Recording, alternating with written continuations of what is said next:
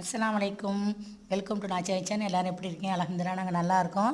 இன்றைக்கி என்ன வீடியோவில் பார்க்க போகிறோம்டா, ஒரு ஹெல்த்தான உளுந்தங்கஞ்சி தான் பார்க்க போகிறோம். இப்போ ஸ்டவ் ஆன் பண்ணி கருப்பு உளுந்து எடுத்து வச்சுருக்கேன். ஒரு கப்பு உளுந்து எடுத்து நல்லா வறுத்து வச்சுருக்கேன்.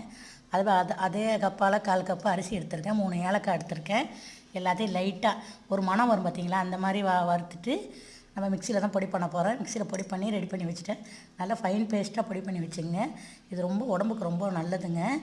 இதை காலையில் தான் நான் காய்ச்ச போகிறேன். நான் ஒரு 2 ஸ்பூனு, எத்தனை பேருக்கு நீங்கள் காய்ச்சிங்களோ நான் 2 ஸ்பூன் எடுத்துக்கிட்டு 3 டம்ளர் தண்ணி ஊற்றிக்கிட்டு நல்லா ஒரு பிஞ்சு உப்பு சேர்த்து நல்லா கரைச்சி, கட்டி இல்லாமல் கரைச்சினா காய்ச்ச போகிறேன். இப்போ நல்லா காய்ச்சிட்டேங்க. நான் பார்த்திங்களா நல்ல பபுள்ஸ் நல்லா திக்காகுது பாருங்கள். உங்களுக்கு சீனி வேணால் சேர்த்துங்க. நான் 3 ஸ்பூன் நாட்டு சர்க்கரை சேர்த்துருக்கேன். சேர்த்துட்டு பால்லாம் ஊற்றலைங்க. சூப்பராக காய்ச்சி எடுத்துட்டாங்க. இது உடம்புக்கு இடுப்பு வலி, கால் வலி, முதுகு வலி,